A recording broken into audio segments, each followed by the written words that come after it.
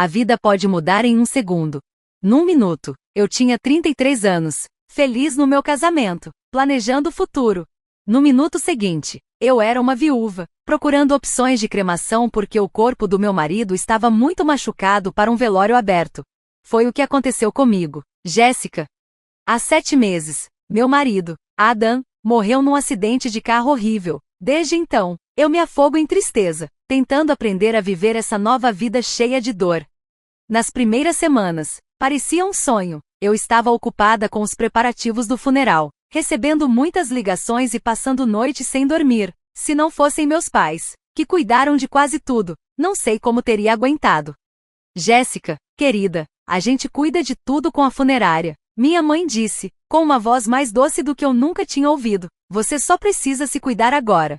Um grupo de apoio para pessoas que perderam alguém se tornou meu porto seguro. Toda sexta-noite, eu me sentava num círculo com gente que entendia a dor que eu sentia.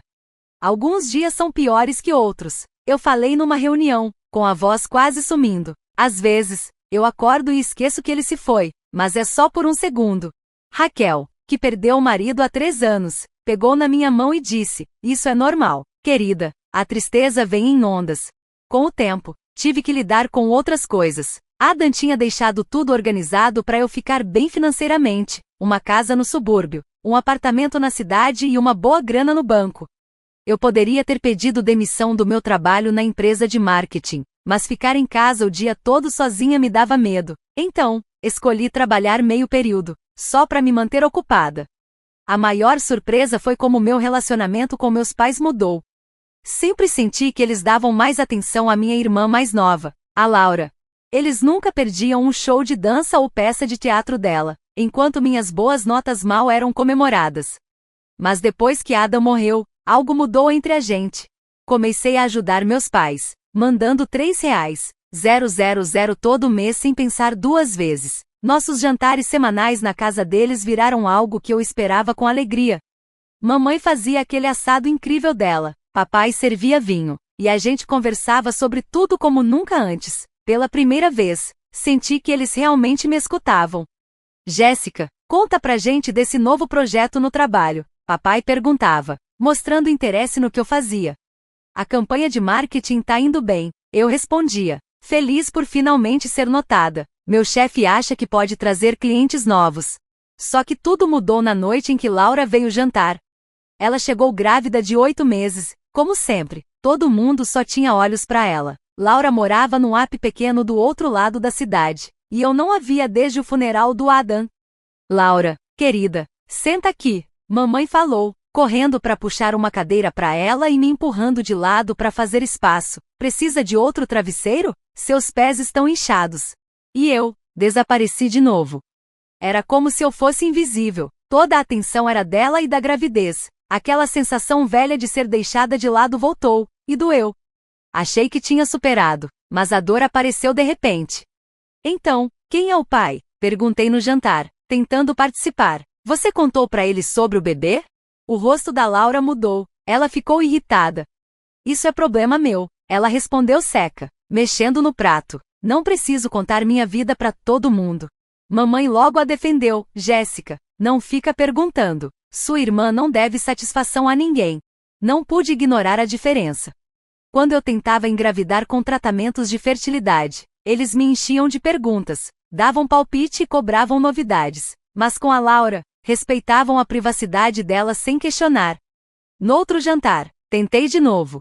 Mas como você vai cuidar de tudo sozinha? Bebês custam muito, Laura. Ela acenou a mão como se não fosse nada, aquele sorriso convencido de sempre no rosto. Não se preocupa comigo nem com meu bebê, não vamos precisar de nada de ninguém, disse cheia de confiança. Tô com tudo sob controle.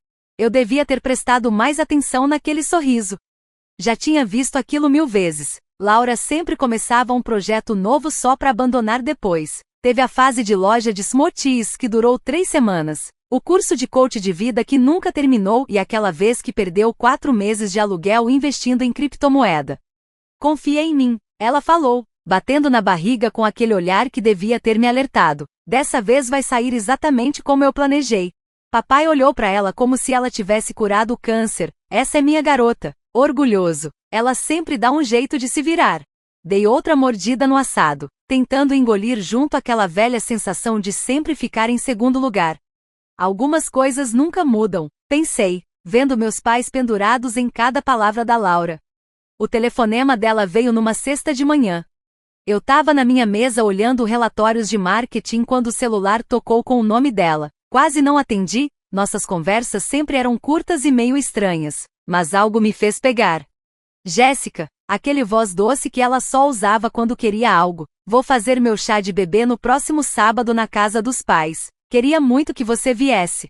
A última conversa de verdade que tivemos foi no funeral do Adam, e mesmo assim ela parecia distraída e desconfortável. Tem certeza? Não consegui disfarçar a surpresa. Dava para contar nos dedos as vezes que Laura me convidou para algo. Claro, ela riu, forçado. Você é minha única irmã. Não seria a mesma coisa sem você. Além disso, tenho uma surpresa especial. Algo na voz dela fez meu estômago embrulhar, mas ignorei. Tô dentro, disse, já pensando em presentes. Talvez fosse a chance de ajeitar as coisas entre a gente. No domingo, cheguei na casa dos pais carregando 2 presentes lindos, um monitor de bebê top e um cobertor feito à mão. Pode ser que Laura e eu nunca fossemos muito próximas, mas aquela ainda era minha futura sobrinha ou sobrinho. A casa parecia ter sido invadida por um furacão cor-de-rosa. O lugar estava cheio de balões cor-de-rosa e azuis, com serpentinas penduradas em todas as paredes. No meio da sala, tinha um bolo gigante feito de fraldas, todo enfeitado como se fosse de uma festa super chique. Com a Laura, era sempre assim, tudo virando um evento enorme. Parecia que metade da cidade tinha aparecido. A tia Caroline conversava com as filhas, as amigas do clube de bridge da mamãe ocupavam o sofá, e a ex-colega de quarto da Laura ficava perto do ponche, rindo de histórias antigas. Hora dos jogos, a Laura anunciou, passando no meio da galera com um vestido de grávida lindo, que com certeza custou mais que meu aluguel. Ela estava linda, mas tinha algo no sorriso dela que me deixou com a pulga atrás da orelha. Seus olhos não paravam de me encarar do outro lado da sala, fixos em mim por muito tempo. A gente brincou com todas aquelas coisas de chá de bebê, adivinhar o tamanho da barriga com barbante, escolher a data do nascimento, aquele jogo bobo com chocolate derretido nas fraldas, até ganhei o da medida da barriga, e a Laura não gostou nada disso. Durante a festa toda, ela ficou me olhando de um jeito esquisito, como se estivesse esperando alguma coisa. Quando começaram a abrir os presentes, ela fez um show para cada coisinha, cada roupinha ou acessório ganhava uma reação mais exagerada que a anterior. Quando chegou nos meus presentes, ela pegou o cobertor feito à mão e passou os dedos no desenho devagar, depois bateu no copo para chamar atenção. A sala ficou quieta. Meu coração começou a acelerar do nada, o ar ficou pesado, como se algo importante estivesse prestes a acontecer. Até respirar ficou difícil. Quero agradecer a todo mundo por virem hoje. A Laura começou, com uma mão na barriga. Mas tem uma coisa que preciso contar. Acho que tá na hora de todo mundo saber quem é o pai do meu bebê. Meu coração parecia que ia sair pela boca. A Laura olhou direto pra mim, e naquela hora, antes mesmo dela abrir a boca, eu já sabia. Saber não evitou que doesse. Menos o pai, ela anunciou em voz alta, que ecoou no quarto agora em sileno. Adam Chastain, o falecido marido da Jéssica. O mundo parecia girar ao meu redor, com um zumbido alto nos ouvidos. Eu ainda conseguia escutar os suspiros e cochichos ao redor. A tia Caroline tapou a boca, chocada. As amigas da faculdade da Laura se agruparam, falando baixinho. Mas o que mais doeu foi ver a expressão tranquila no rosto dos meus pais. Eles não estavam surpresos, eles já sabiam. Antes mesmo que eu pudesse processar o que estava acontecendo, Laura continuou, com orgulho na voz, virando-se para mim. Já que esse bebê é o único filho do Adam, eu tenho direito à metade de tudo o que ele deixou. A casa, o apartamento, o dinheiro. Meu filho merece a herança do pai dele. Tudo começou a girar. Eu segurei no encosto de uma cadeira para não cair. Foi quando meus pais deram um passo à frente, ficando um de cada lado da Laura, como se estivessem protegendo ela.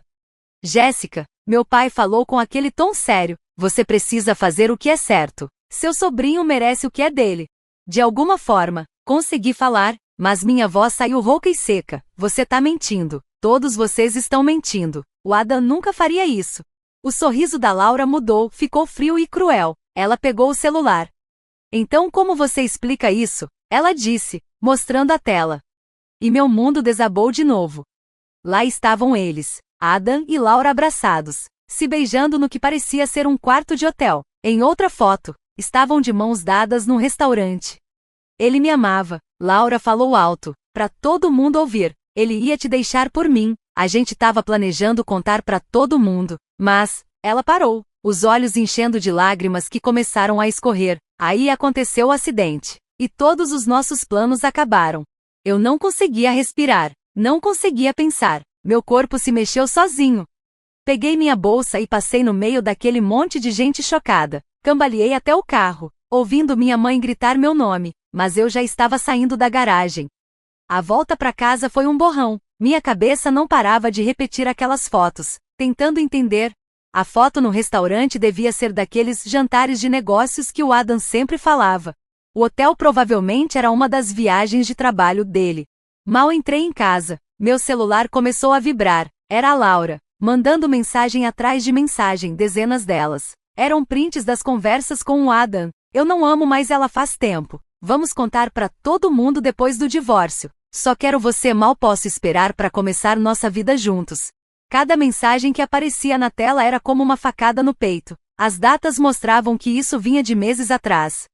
Enquanto eu fazia tratamentos de fertilidade dolorosos, achando que o problema era comigo, meu marido e minha irmã estavam planejando uma vida sem mim.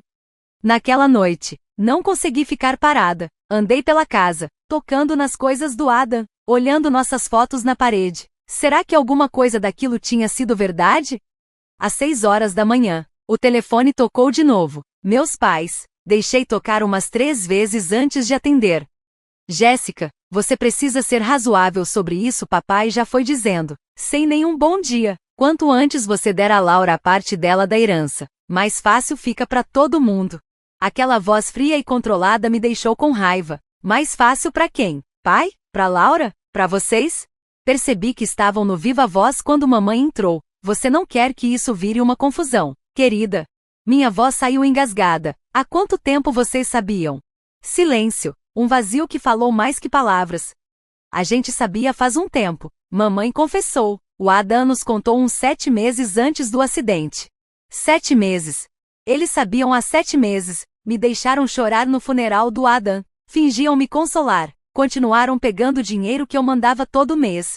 Sabendo tudo que ele e a Laura tinham feito.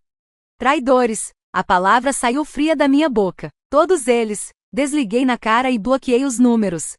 Minhas mãos tremiam quando abri o app do banco. Mas não pensei 2 vezes. Cancelei a transferência mensal que mandava para eles. Se precisassem de dinheiro, que fossem pedir para a querida da Laura.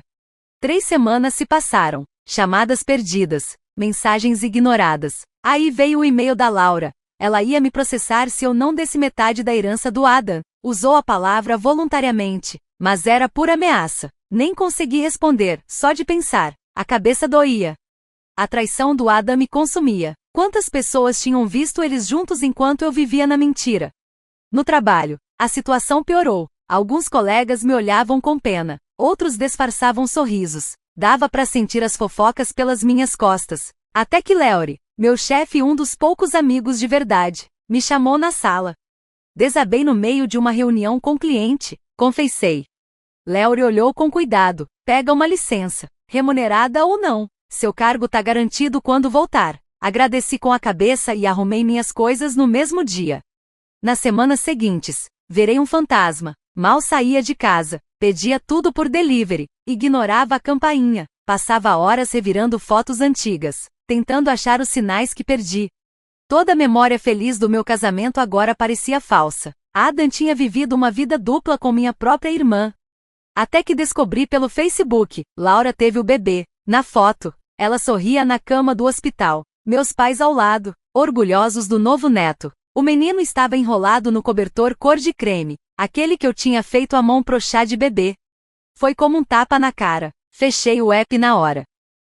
O nome do bebê era Adam Jr. Uma semana depois, chegou um envelope grosso pelo correio. Minhas mãos tremiam quando abri. Eu já imaginava o que era. Um aviso judicial. A Laura estava me processando. Queria metade de tudo que o Adam tinha deixado para mim. Ela dizia que o filho dela merecia a herança do pai, A carta do advogado era fria e direta. Ela queria a casa, metade do dinheiro e uma parte do apartamento no centro da cidade. Passei 4 dias procurando um advogado bom, até escolher o Paul Ion. Ele era conhecido por lidar com casos complicados de herança.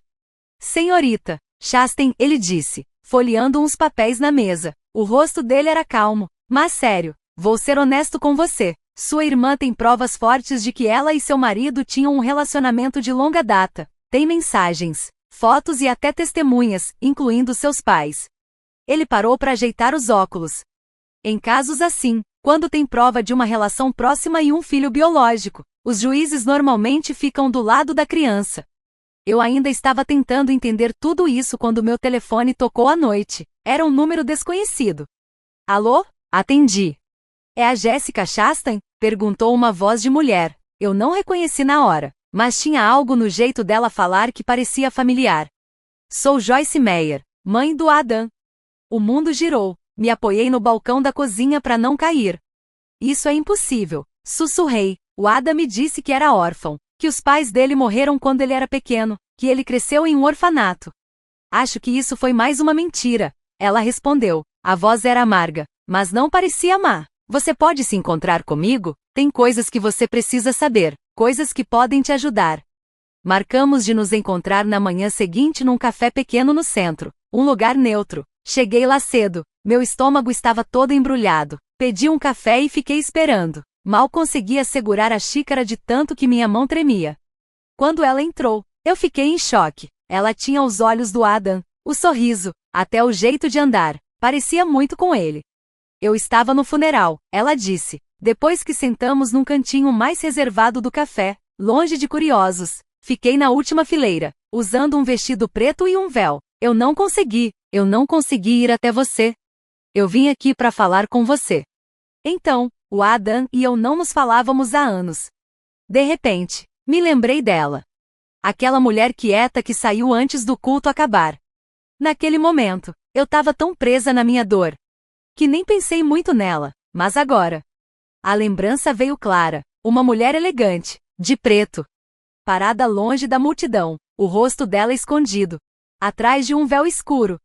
Por que você tá me contando tudo isso agora? Eu perguntei, tentando não parecer desconfiada, depois de tudo que descobri sobre o Adam.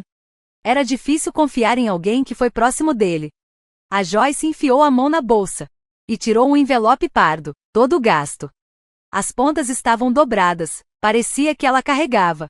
Aquilo fazia tempo. Por que ouvi o que sua irmã tá tentando fazer? Ela disse. E por quê, mesmo com tudo que aconteceu? Eu não quero que outra mulher sofra. Por causa das mentiras do meu filho. Os dedos dela tremiam enquanto ela empurrava o envelope pela mesa. Eu abri devagar. Minhas mãos também tremendo. Dentro estavam os exames médicos do Hospital Geral de Hartford, datados de 11 anos atrás. Só um ano antes de o Adam e eu nos casarmos. Enquanto eu lia o papel, senti o sangue sumir do meu rosto. Azoospermia total, esterilidade permanente.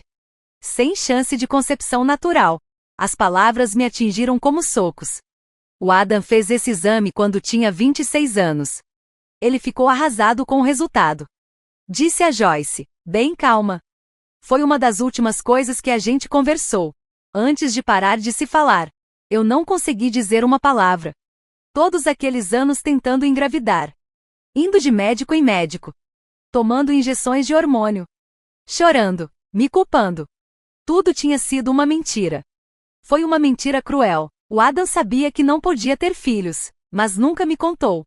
Quando o dia do julgamento finalmente chegou, a sala estava cheia. A Laura se sentou na primeira fila, segurando o bebê, o Adam Jr., com todo cuidado. Nossos pais estavam bem do lado dela, com cara de orgulhosos e protetores. Ela estava vestida como a viúva perfeita, um vestido preto simples, quase nada de maquiagem e aquela expressão triste, bem ensaiada no rosto. Quando ela subiu lá para depor, ela fez o papel direitinho. Os olhos dela brilharam de lágrimas enquanto falava do amor profundo que sentia pelo Adam. Tudo que eu quero é o que é justo pro meu filho, ela disse, com a voz trêmula. Ele merece o legado do pai.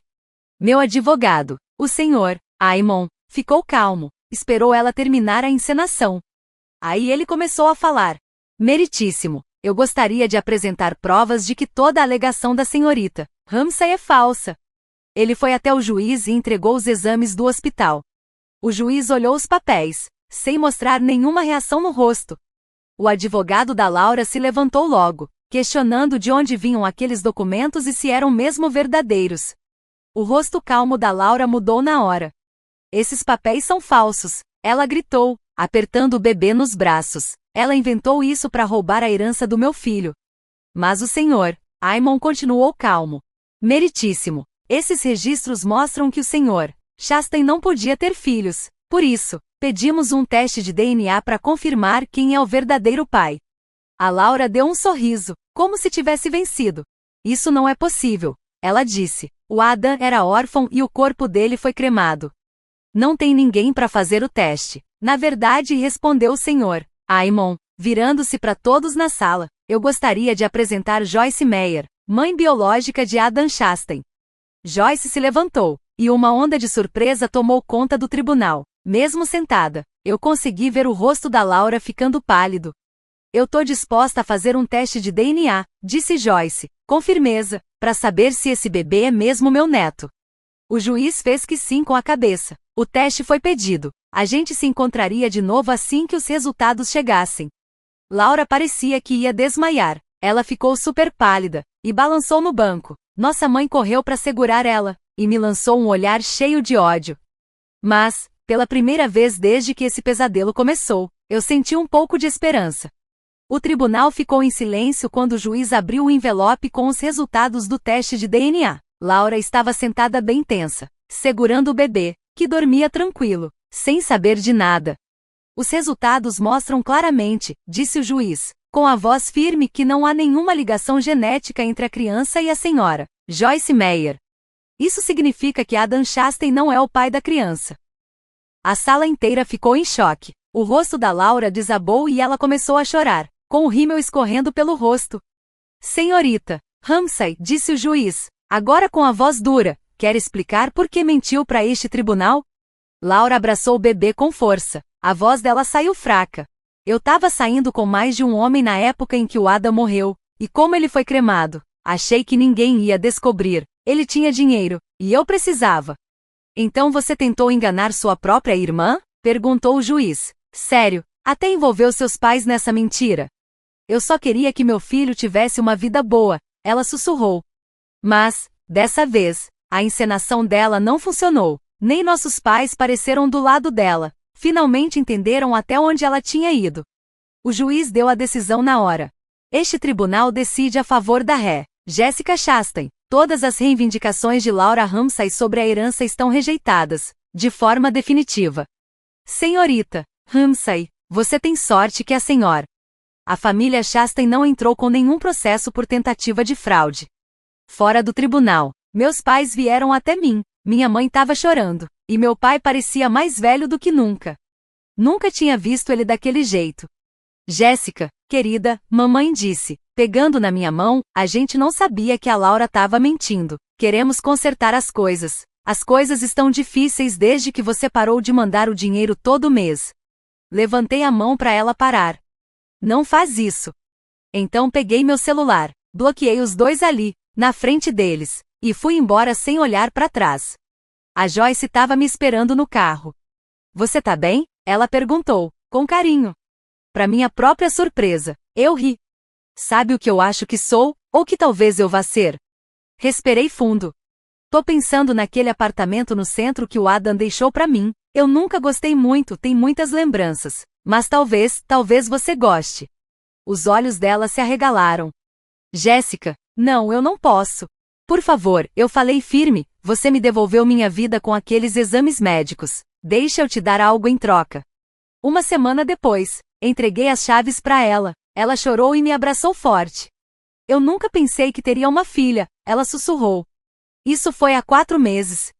Minha antiga família ainda tenta falar comigo por parentes distantes ou amigos em comum, mas eu cortei esses laços também. A Laura até mandou uma carta dizendo que se arrependia, que tinha mudado e que precisava de ajuda com o bebê. Eu joguei fora sem nem abrir. Em vez disso, Agora tenho jantares semanais com a Joyce. A gente tá se conhecendo aos poucos, trocando histórias sobre o Adam, as boas e as ruins. Ela tá me ajudando a entender que, mesmo o Adam não sendo o homem que eu pensei que ele era, isso não apaga todos os momentos bons que a gente viveu juntos. Ontem, finalmente guardei as últimas coisas do Adam. A Joyce me ajudou a doar algumas para caridade e o resto a gente colocou num depósito. Enquanto a gente fazia isso, ela me contou histórias sobre o Adam quando ele era só um garotinho, antes de todas aquelas mentiras começarem. De alguma forma, isso ajudou. Ficou mais fácil acreditar que existiu sim uma parte boa nele. Ainda não tô pronta para namorar de novo, mas comecei a viver minha vida. Voltei a trabalhar em tempo integral. Entrei num grupo de caminhadas e até tô planejando minhas primeiras férias sozinha. Às vezes, quando me olho no espelho, mal reconheço a mulher que tá me olhando de volta. A vida tem um jeito estranho de surpreender a gente. Perdi a família em que nasci, mas encontrei uma nova, uma que eu nunca imaginei. Não é a vida que eu tinha planejado, mas talvez seja a vida que eu devia ter o tempo todo.